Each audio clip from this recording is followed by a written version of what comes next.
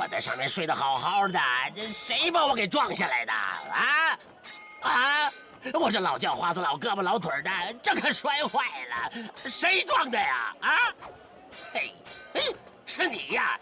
站好！哎，是不是你？是我，老人家。可是我是被他给打过来的。他打你，你就来撞我呀？那我打你，你去撞他？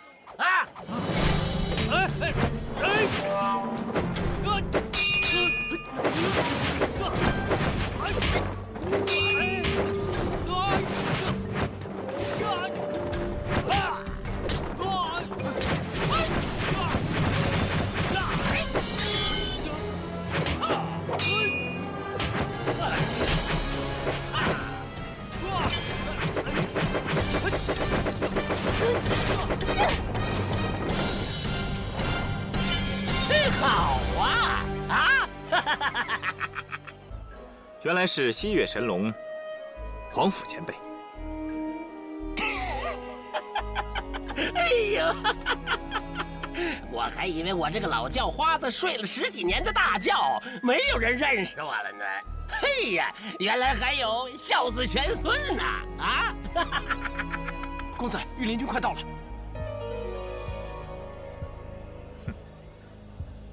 好，既然是皇甫前辈出手，晚辈先行告退。傻小子，过来！我看你呀，长得像我一个故人，你是不是姓铁？晚辈铁伯乐，皇甫前辈失得先父。铁昆仑没有跟你说起过我？晚辈不幸，很小就父母双亡。我知道。哎呀，我黄甫松啊，一辈子就你爹铁昆仑一个朋友。哎呀，可惜他死得早啊。不过，今日得见故人之子，老夫心里也安慰了。皇甫前辈，御林军马上就要到了，有什么话我们换个地方再说。不去了！我这老叫花子生性散淡，不跟你们掺和了啊！傻小子，我可要告诉你啊，你要好好练练你们铁家的开山刀法。你现在啊，连1/10都没有掌握好呢，好，好好练啊！前辈。什么事啊？前辈对我家的开山刀法很是熟悉。哎呀，当然熟悉了。那个时候我跟你爹，我们2个呀，天天在一起切磋，怎能不熟啊？那我想向前辈请教刀法精要，要怎样才能找到前辈啊？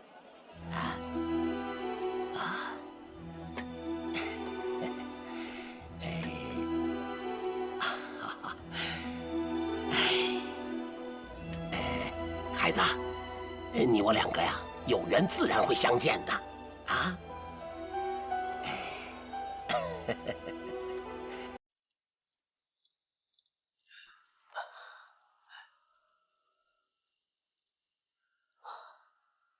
安府的戒备大大加强了。是啊，小心行事。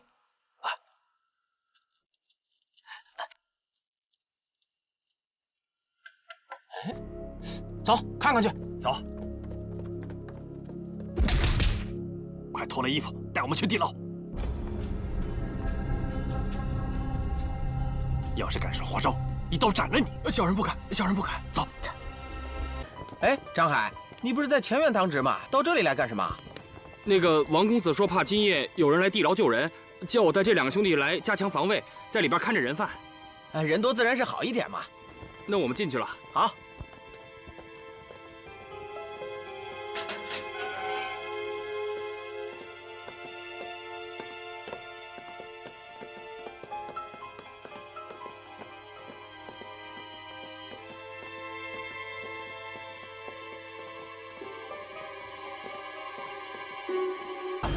段夫人，是你？别动！夏姑娘，真是有缘呐！我们又见面了。我们上当了。王龙客，枉你也算是江湖中人，却也要以多胜少吗？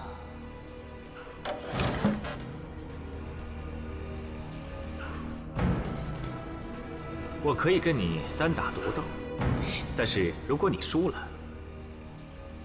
你就得乖乖的留下来陪我作伴。你先赢了我再说。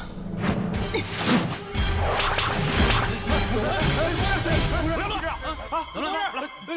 追！是，快！我们分头走，秦江府见。分头追！是。快！你跑不了了，不如束手就擒吧！站住！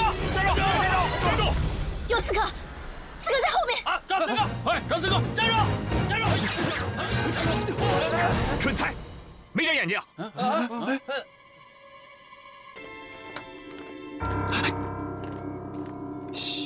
是我。你又来干什么？我来帮你救人呢。你穿成这样，就该大摇大摆的走路，哪有卫士趴在树上？我一猜就是你。行了，你就别捣乱了。我不是来捣乱的。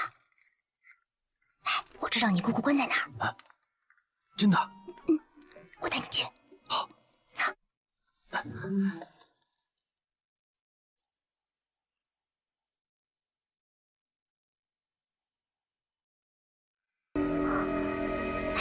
是不是你姑姑？快看！哎，给我看，给我看！姑姑是我是莫乐呀！姑姑，我马上来救你啊！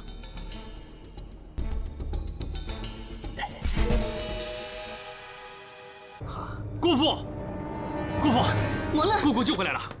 段夫人，县娘，归丈，县娘，你怎么样？快坐。县娘，回来就好，回来就好啊！这次多亏了摩勒。莫乐，多亏你了。嘿，哪里？秦大哥、夏姑娘才真的帮了大忙了呢。此番得救，多谢二位。哎，不敢。我要杀他一个措手不及。听说公子已经召集了上千人。不错，我不但安排了上千人，更关键的是，我已经布下了一个最重要的内应。拿下飞虎山，就如同探囊取物一般。喂，你有没有在听啊？喂。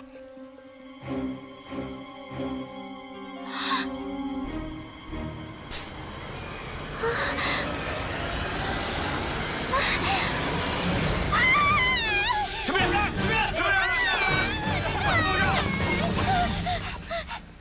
哦，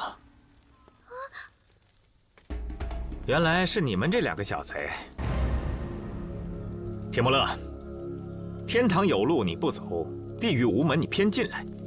好，那我就成全你。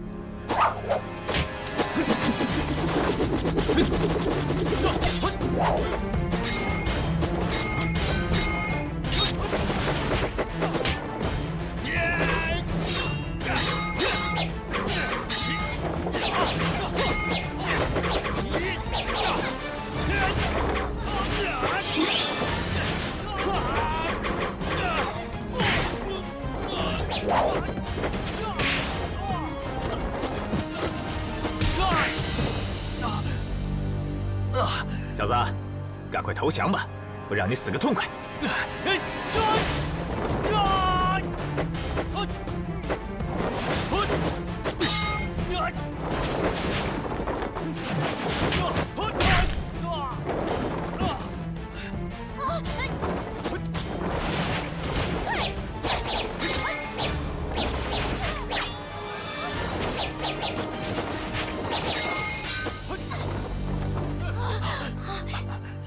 小姑娘，功夫不错嘛，可惜竟是虚招。哼，虚招也能要你命？是吗？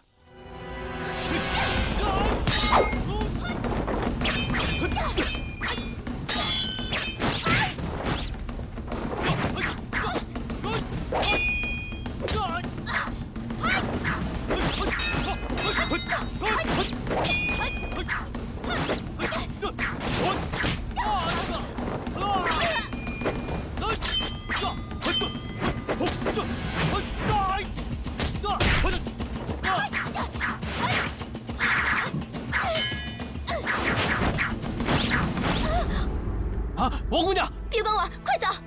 别谦让了，你们谁也跑不了。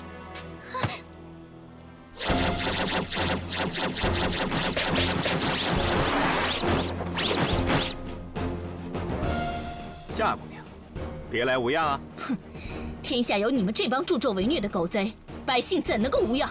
牙尖嘴利，我喜欢。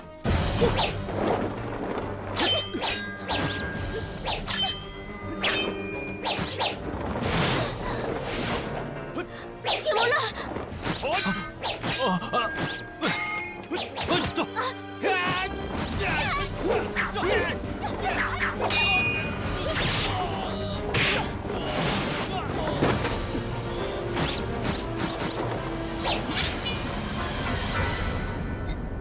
夏姑娘，看你冰清玉洁的，何苦与这些粗野的男人在一起？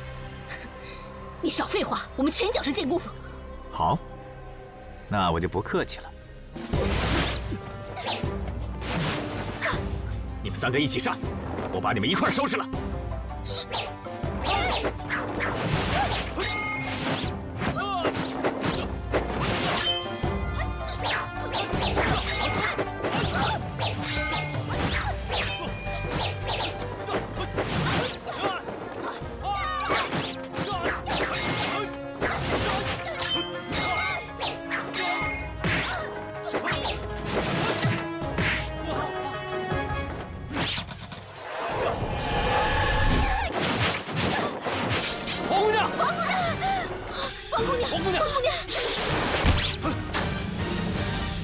什么人？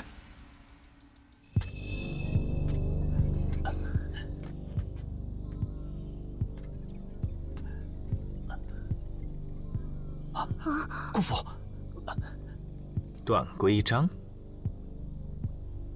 哼，没想到你内伤初愈，竟还有如此的内力。不过，不知道你是不是临死一搏呢？糟糕，他知道姑父的内伤还没有痊愈。段大侠，以你如今的功力，有平时的几成呢？王龙客，你的独门兵器已经不在了，扇子里的暗器也不能再用。你以为你比你平时的功力又能有几成呢？就算我重伤未痊愈，你的胜算又能有几成呢？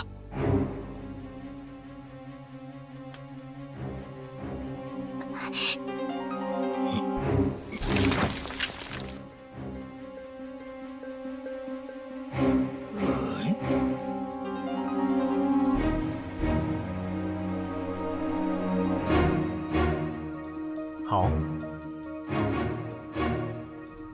我仰慕你河间剑客的盛名，今日就退避三舍。不过，你下一次就没这么好的运气了。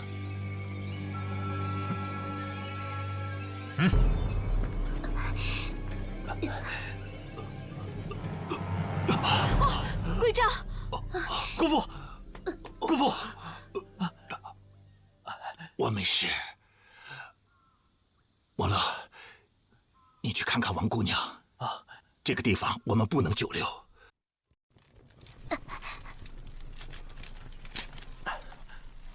姑母，他怎么样啊？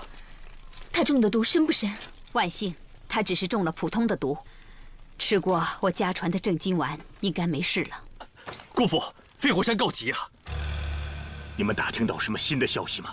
王棱克纠集了近1000人，于后天攻打飞虎山，而且他们已经派了1名内应上山。只可惜，我们没能打听到内应是谁啊。如此看来，我们应该尽快赶往飞虎山。可是，王姑娘她……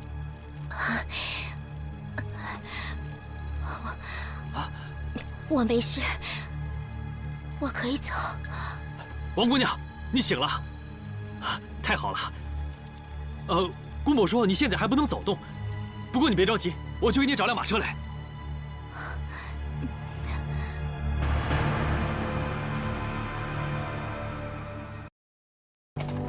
驾！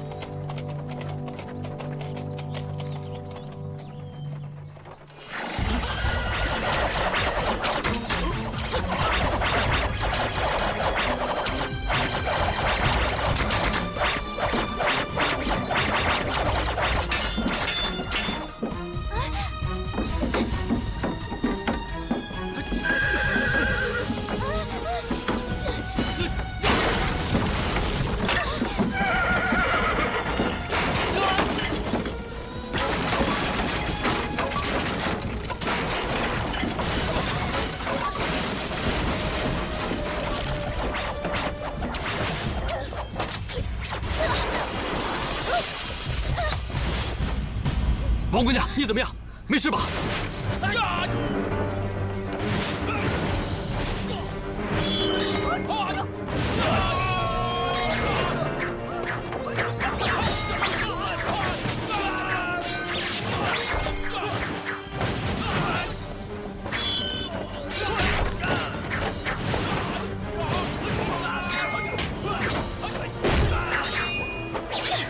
铁木勒，夏姑娘，保护王姑娘！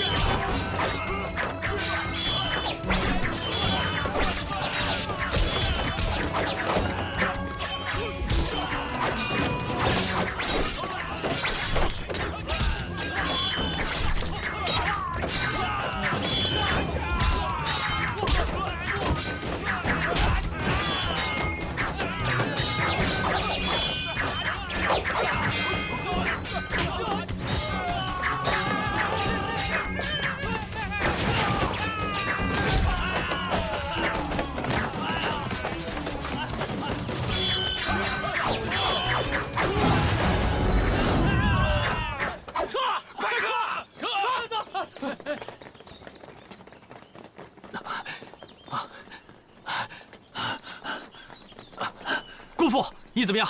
放心，我没事的。我看我们还是赶快离开这里，说不定王龙客还有伏兵呢。夏姑娘说的对，此地不宜久留，我们马上走。什么人？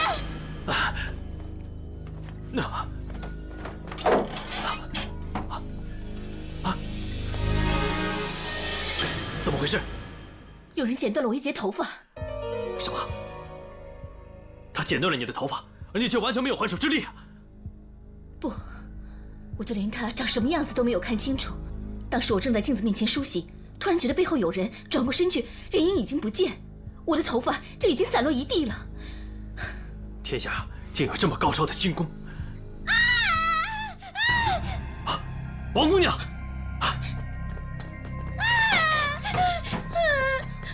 我的脸，没事，只是墨汁而已，没关系，洗干净就好了。你看清他的模样了吗？我刚刚已经睡下了，迷迷糊糊的觉得有人进来，我就当他是个梦了。没想到醒来的时候就变成这样了。他要是想存心杀你的话，你现在还有命吗？那个人若是想取我的性命，也易如反掌。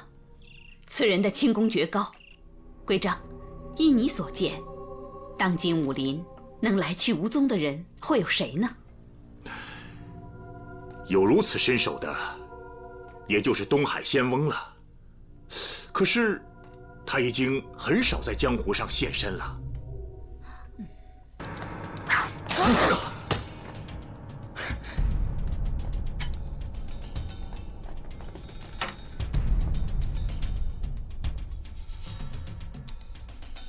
哼，又是安禄山这奸贼的走狗！夏姑娘。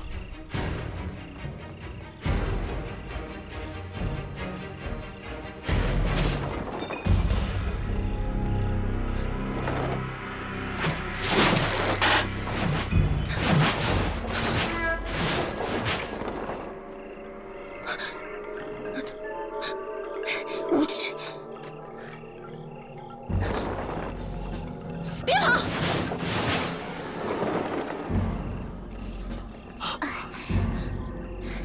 你到底是什么人？安贼倒行逆施，你一身武功，为何要为虎作伥？哼，畏首畏尾，就算是武功绝顶，也不是什么英雄好汉。摩勒，夏姑娘，不要轻举妄动，请下来吧。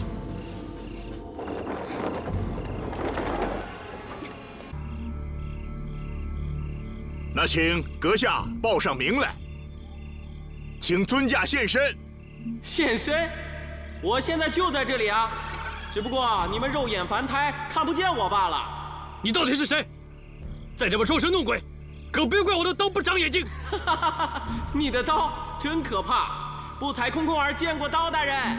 空空儿，原来是江湖上的新晋高手空空儿。传说他轻功极高，但从不滥杀无辜。 这如闲云野鹤一般的人物，怎么也会入了安禄山的门道？空空儿，你出来！出来！看我的刀把你大卸8块！好，好得很！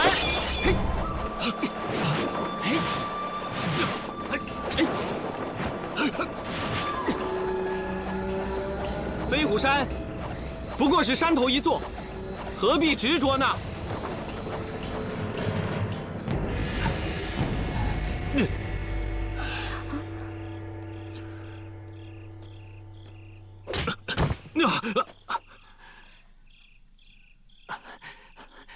这空空儿的轻功，当真出神入化。不错，不过他好像只是想警告我们，让我们放弃飞虎山之行。越是这样，越说明飞虎山的形势就更加危急了。唉，不听我空空儿话，吃亏在眼前。飞虎山都已经被困了，还非要去不可，真是固执。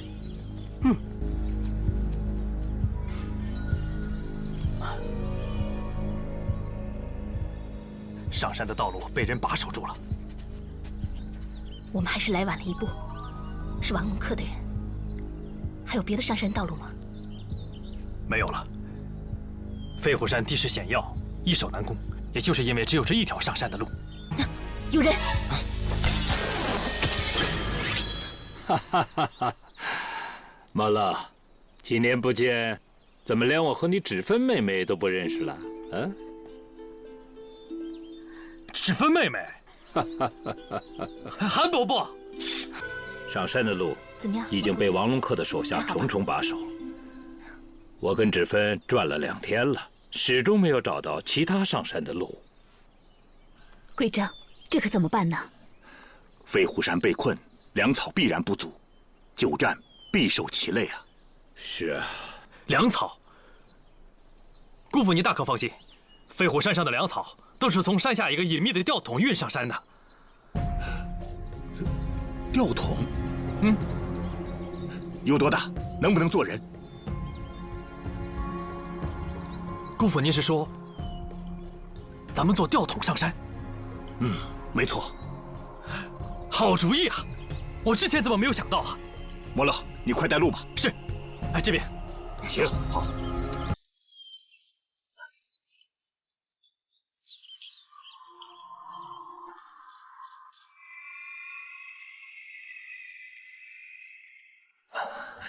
就是这个吊桶。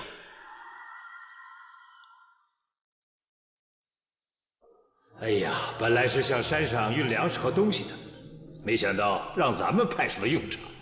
那如果他们发现了这个密道，该怎么办？如果这山上无人接应，就算知道这个密道也是无用的。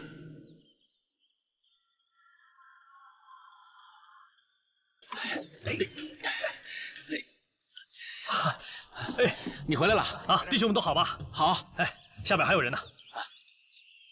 我已经上来了，现在我把吊桶放下去，一个一个拉你们上来。下。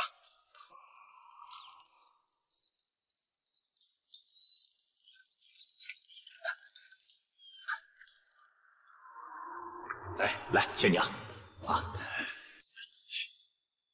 起！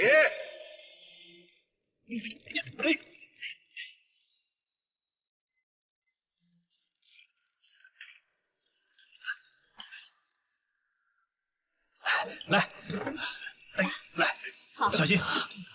姑父，河间剑客段大侠来了，我们飞虎山有救了！咱们飞虎山有救了！有救了！飞虎山有救了！飞虎山有救了！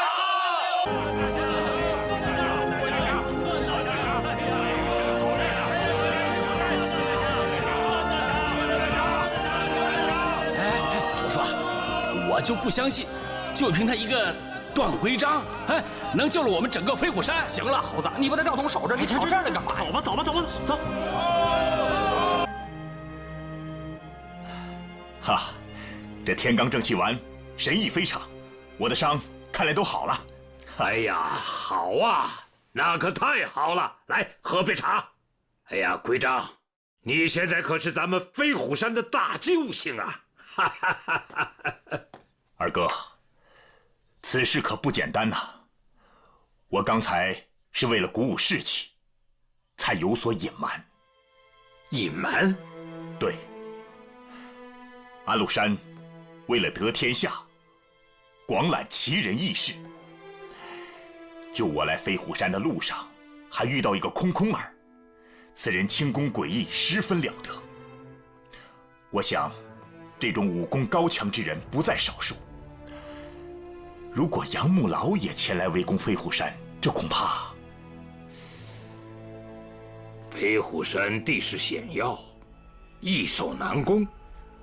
我想，他们没有那么容易就进飞虎山。再说，谋事在人，成事在天，我们也只能谋人事，听天命了。正是此理啊。二哥，我们打探到一个消息，王龙客派内应上山了。什么？内应？对。这些日子山上有没有什么可疑之人？没有啊。几位我请来的英雄，那在武林当中那都是叫得出名、叫得出号的人，跟我的关系那也是非常好，他不会去帮助他们的。除此之外嘛，那也就你们几个，没有其他人了。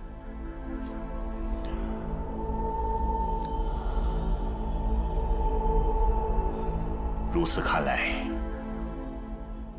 我们只能按兵不动了，免得乱了阵脚。是狐狸，它总会露出尾巴来的。王龙客拜山。好，请。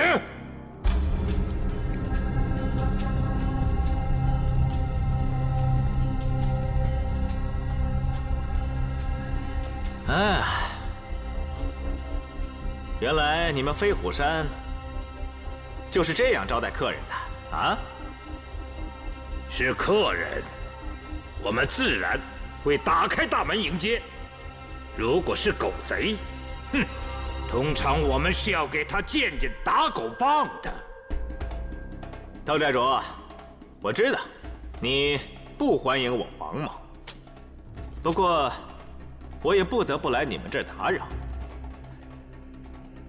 因为你跟我的这位兄弟晶晶儿还有一场比武之约呢，不是吗？不错，你还知道是比武。既然是比武，为什么纠集这么多人前来围山？窦寨主，你请了段大侠这样的高手前来助拳，而我们却没有，所以我们就得多叫点人，以多为胜了。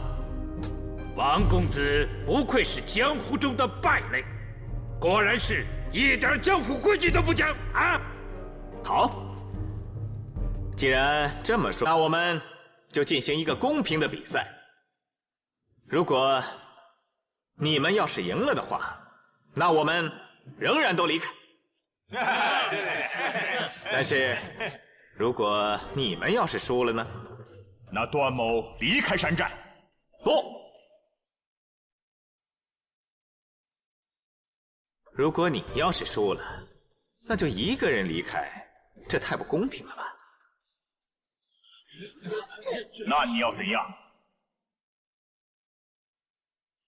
我要你任我处置。不行，就是这可不能答应。好，我答应你。段大侠，不能答应。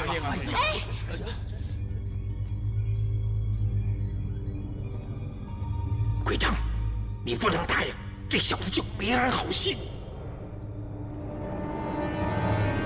二哥，飞虎山地势险要，现在他们已经把飞虎山团团围住，情况紧急。若是以我一人之力能保护住山寨，段某愿意一试。可是，哎，你们商量好了没有啊？好，好。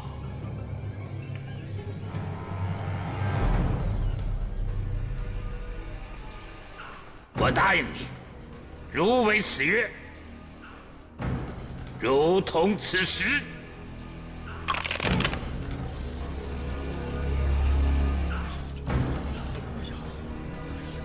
好，窦寨主够爽快。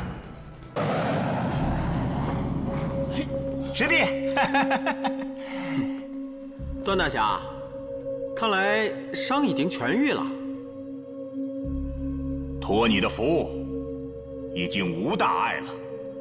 好，我还在想，要是你的伤还没好，我到底该出几分功力呢？啊！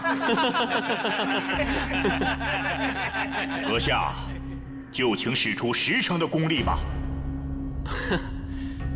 那就请教段大侠高招。我看不如我们定个规矩，这样一来肯定会好玩很多。什么规矩啊？我们双方坐在空中的椅子上比武，谁先被打下椅子，谁就算输了。哎，这算什么比武啊？哎，这算什么呀？算什么呀？好，那就这么办。哎啊！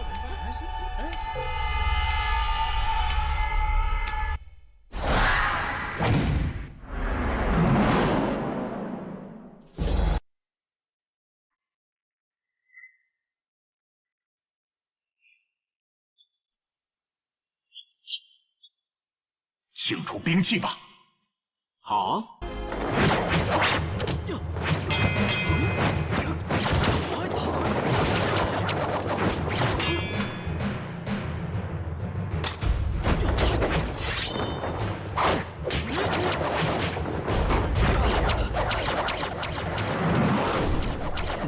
段大侠，当心！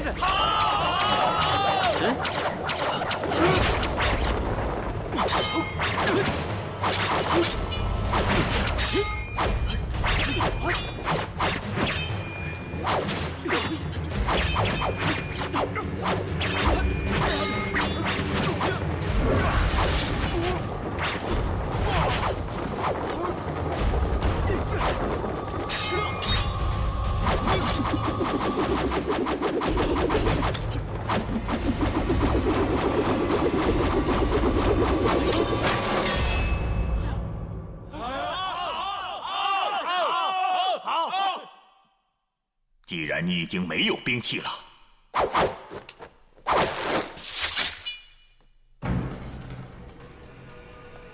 来吧。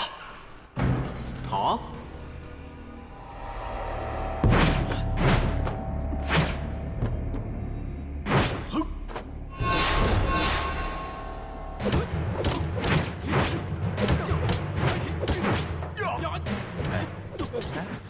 他们这是要打到什么时候？我也不知道。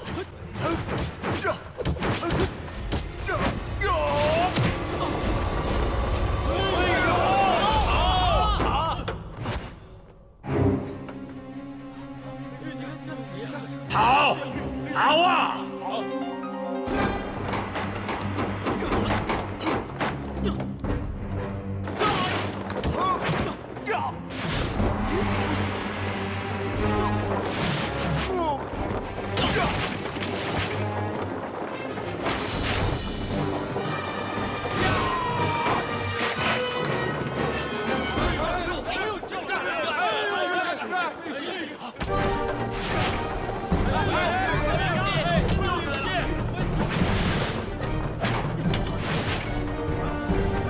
队长，姑父，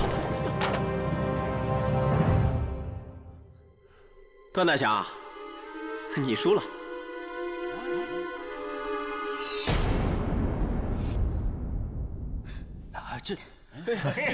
段大侠，此刻你还有什么话要说？我输了。段大侠，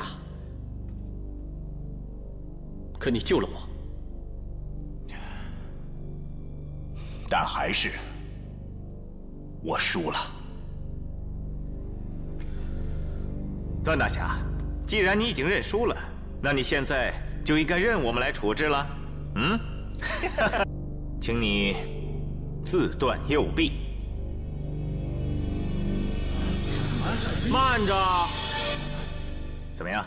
比试赢的人是我，应该由我来出条件才对吧？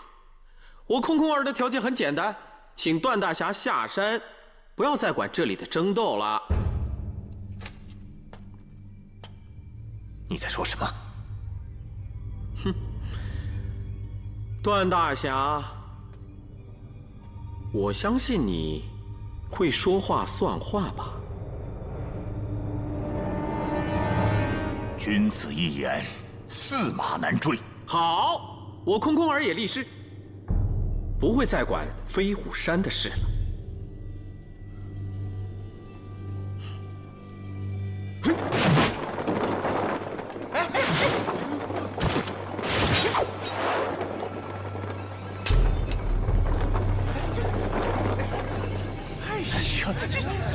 你这师弟搞什么鬼？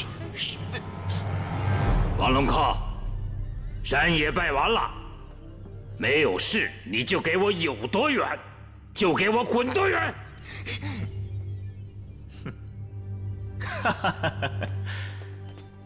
邹寨主，我王某今天就放你们一马，后会有期。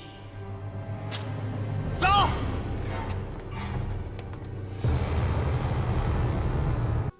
莫乐，你跟我来。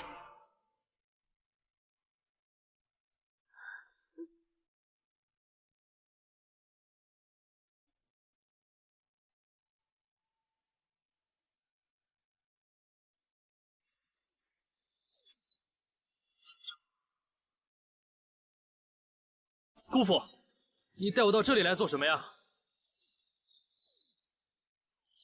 莫乐，你仔细看看这山，这水。姑父，你看看，水和岩石，哪个更坚硬？自然是岩石啊。可是这水为什么会把岩石磨平了呢？因为水为天下至柔，而石为天下至刚。柔却能克刚。柔能克刚？不错。有时候刚直冲动，只会坏了大事，而谨慎平和，却能够解决问题。莫乐，你要学会忍耐，学会克制自己呀。我知道了，姑父。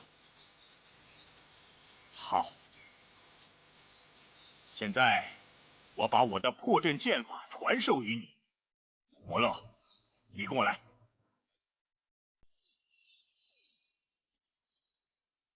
姑父，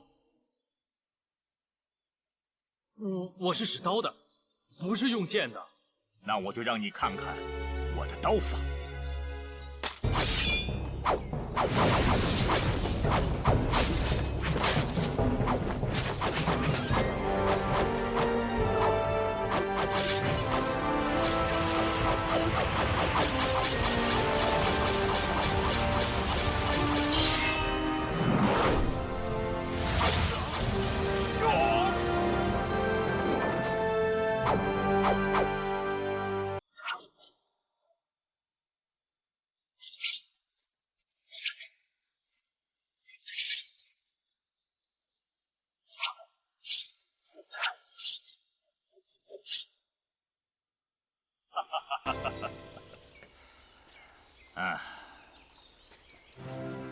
摩勒，我已将我整套的破阵剑法传授于你，现在时间紧急，你就囫囵吞枣先记下来，日后再慢慢研习。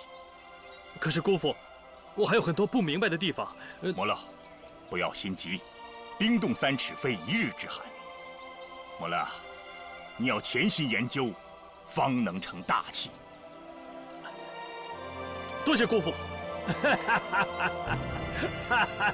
哎呦，傻小子，赶快叫师傅啊！快叫师傅！徒儿拜见师傅。多谢师傅。起来吧。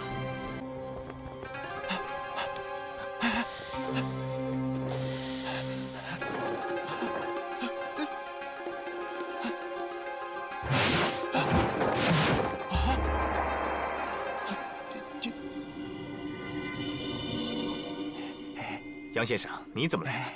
是不是王爷有事？王爷说，攻下飞虎山，赏黄金10000两，梁地100顷。啊！王爷还说，3日之内攻不下飞虎山，就请王公子提着自己的脑袋来见他。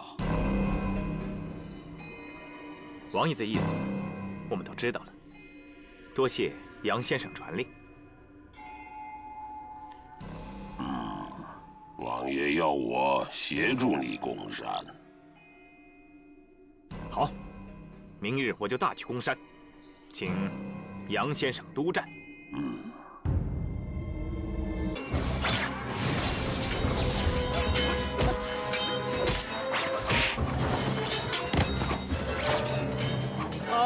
王龙客，好，我叫你有来无回。少说废话。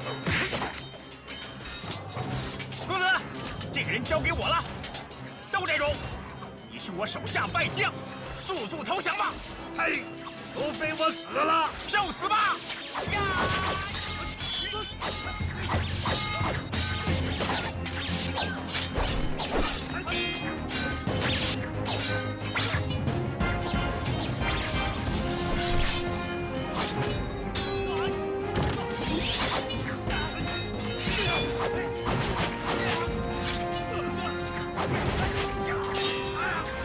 义父，义父，你没事吧？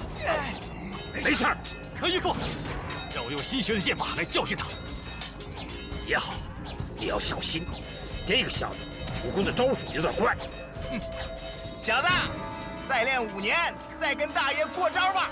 开招！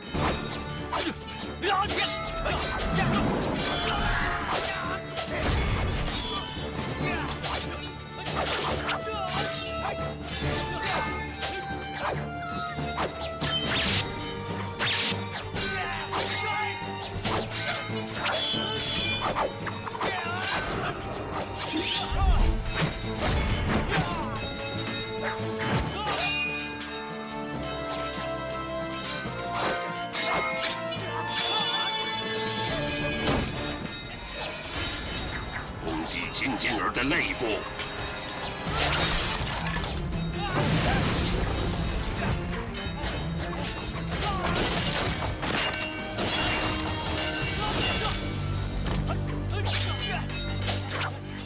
小亮，你用的什么刀法这么怪异啊？杀狗刀法。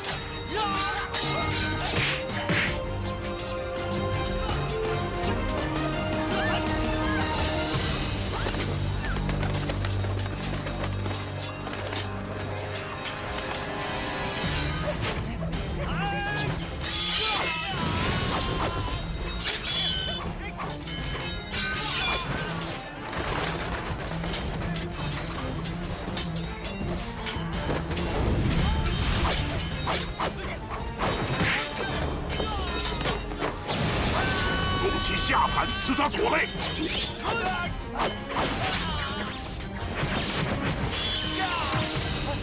撤！撤！撤！撤！撤！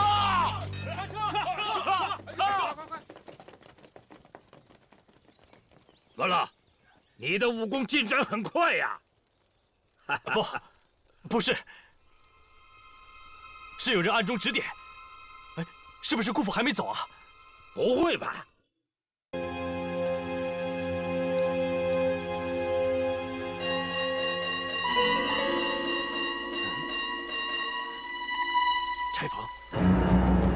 柴房着火了！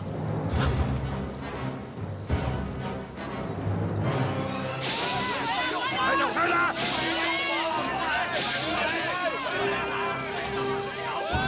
快，那边，快点，上水，上水！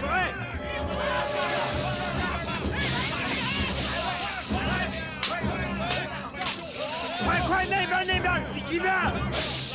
快，上水，快点！快点！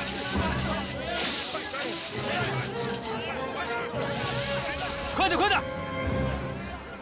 摩洛哥哥，这是怎么回事啊？快！义父，天气干燥，随时可能再起火，你小心点啊！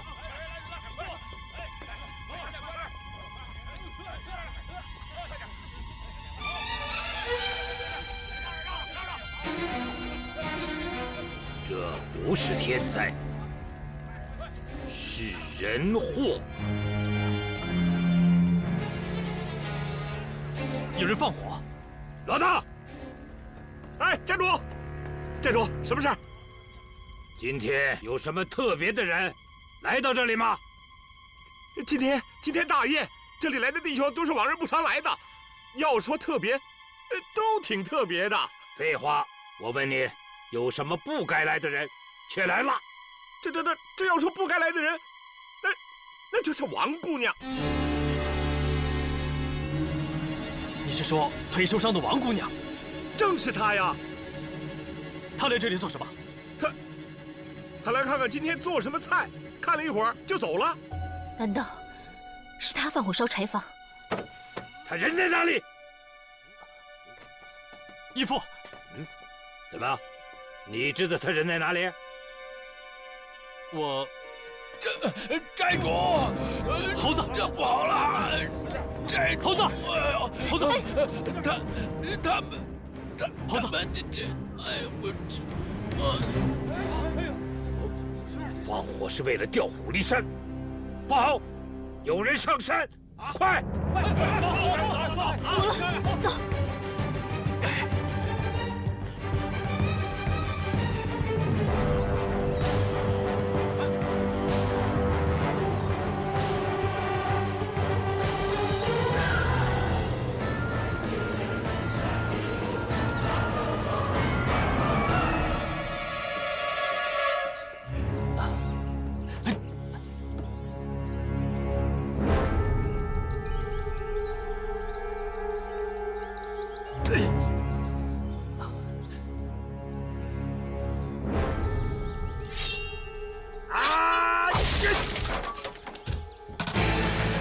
大师！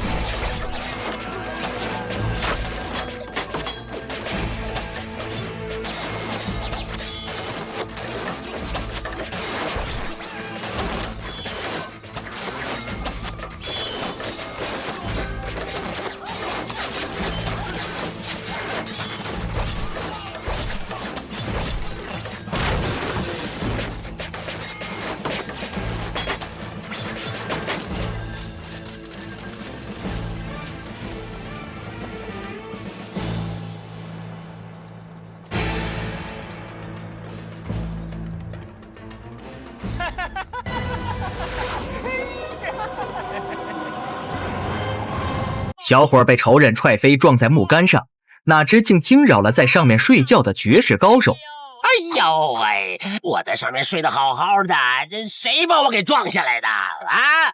我这老叫花子、老胳膊、老腿的，这可摔坏了，谁撞的呀？啊！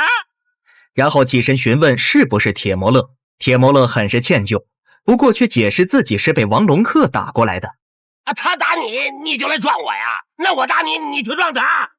铁摩勒还未及反应，那老头就以手中竹棒缠住他左臂，将他撞向王龙客。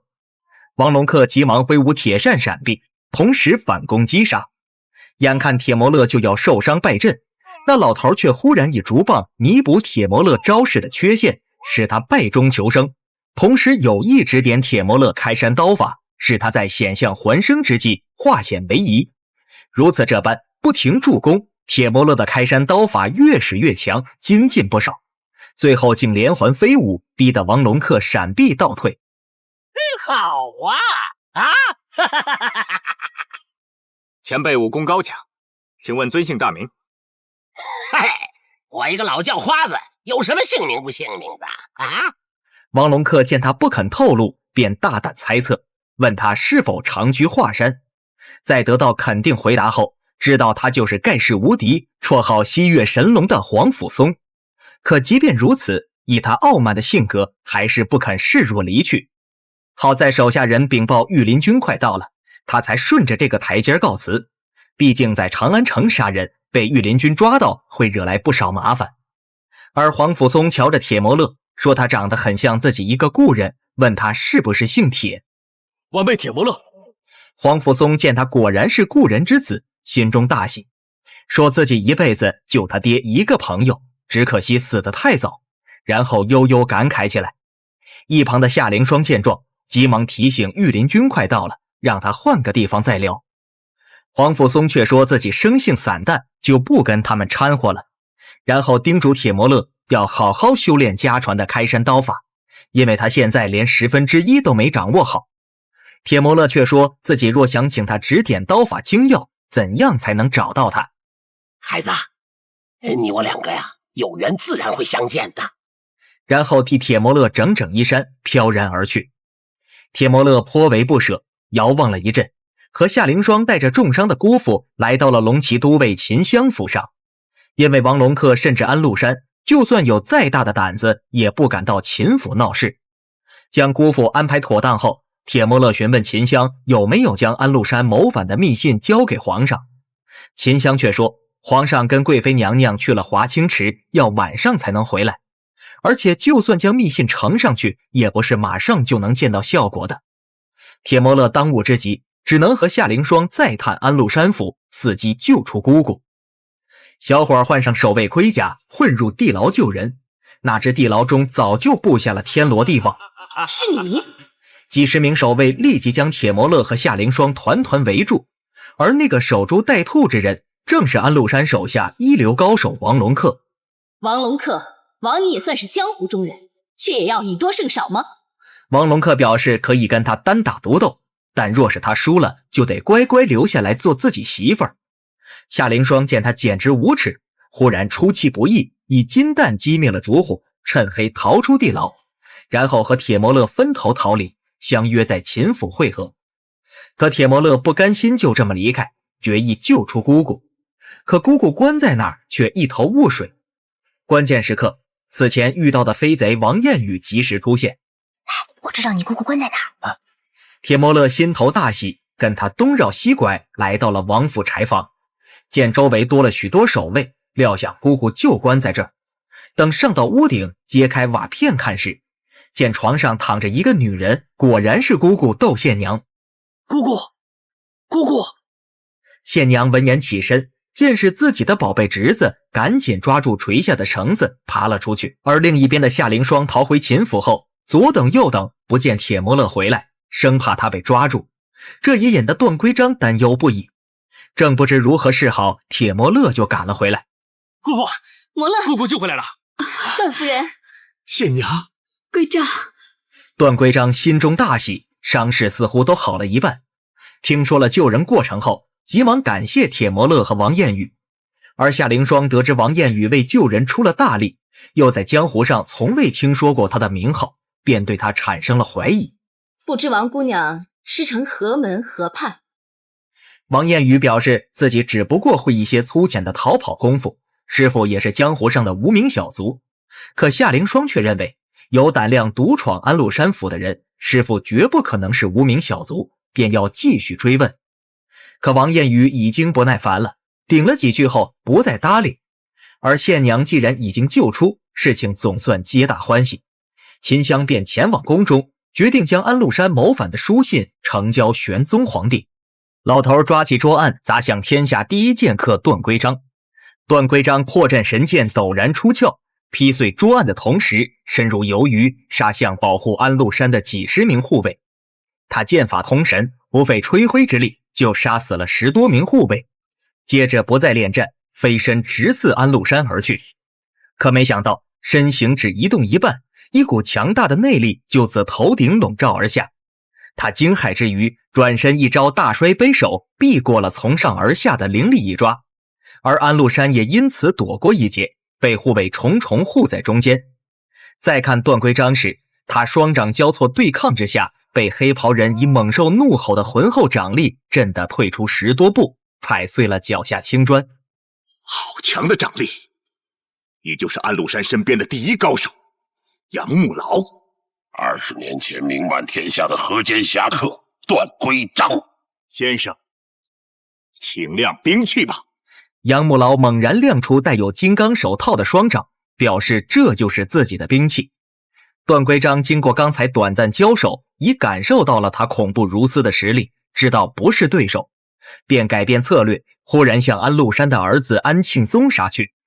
哪知杨木劳身如鬼魅，闪电而至，直接以双脚尽力破了他破阵神剑上的罡气，接着以铁砂掌接他白刃，在可怖力量的笼罩下锁死了他的乱披风剑法。他只能使出毕生功力挥剑狂砍，可却被杨木劳霸道无比的7步追魂掌打得倒摔出去。拿下！段归章只觉体内气血翻滚，绞痛之极，但情急之下对付这10多名护卫还是绰绰有余，所以很快就脱困杀出，挟持了安庆宗。安贼，快把新娘交出来！安禄山冷笑表示，自己一生从不受人威胁，放他可以，但放他妻子绝不可能。段归章愤怒之下牵动伤势，吐血不止，只能四顾张望，决定暂且逃生。哪知杨木劳不知何时已出现在空中，掌力自头顶笼罩而下，他不及多想，伸出左掌猛然挡住了这雷霆一击。下一刻，全身被这股霸道掌力贯穿而过，巨大的压迫感直接迫使他跪倒在地上，震碎了膝下青砖。安庆宗趁着破阵剑偏离之际快速逃脱，杨木劳毫不迟疑，旋身一脚将段归章踹飞出去，撞断柱子，重重摔落地上。安禄山见他再无抵抗之力，无比大喜，正要夸赞杨木劳几句，天窗就被一股巨力撞碎，一个愣头小子挥舞宝刀横劈而下。小伙一刀劈碎护卫头盔，想要救出被杨木劳打伤的姑父。杨木劳忽见他使的是铁甲开山刀法，震惊之余，眼中闪过一丝异样神色。谁敢上前，我就杀了谁！我来，铁甲开山刀法。杨木劳似乎对开山刀法很感兴趣，询问铁摩勒是铁昆仑什么人。铁摩勒直言不讳，说是自己父亲。杨木劳十分震惊中，忽然多了7分惊喜。而铁摩勒厉声怒喝，表示今日就要用铁甲开山刀法杀了他这个狗贼，然后以刀法第一式劈脑门杀去。只是这开山刀法虽然厉害，他学的却甚为粗浅，如此对战杨木劳这个世外高手，无异于以卵击石。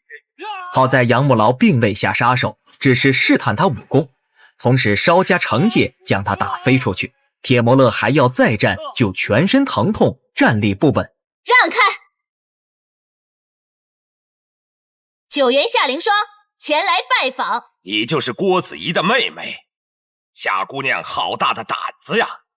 夏凌霜毫无所惧，表示自己身上有一封他勾结回鹘大军谋反的书信，现在要用这份书信换回铁摩勒3人。安禄山见他倒是很会做生意，便要先看看书信的真假。夏凌霜也很爽快，将信递了过去。谁知打开看时，竟是一张白纸。小姑娘，什么意思？这是上个月你给我姐夫的那封信，现在完璧归赵。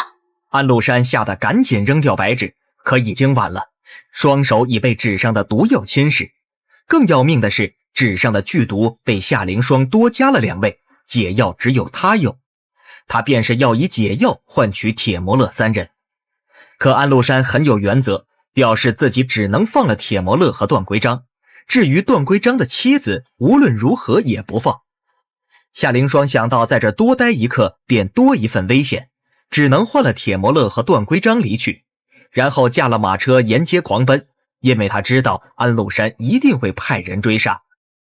果不其然，没奔出多久，安禄山手下的王龙客就带领18骑以弯刀铁弓追来，马蹄也在急奔中被飞石击中，迫使夏凌霜和铁摩勒不得不跳车避祸。夏姑娘，何必来去匆匆呢？不如这样，到我府上小住几日如何啊？王龙客自第一次见到夏凌霜就对他生出了好感，故而言语和打斗中总是处处留情。可夏凌霜却对他痛恨之极，厉声怒斥，而铁摩勒不愿废话，挥刀便与他大战起来。他虽然勇气十足，武功却着实差劲。那么他又该如何从这场生死大战中绝处逢生？请看下集讲解。喜欢的朋友麻烦帮忙点赞关注，铁拳在此先行感谢。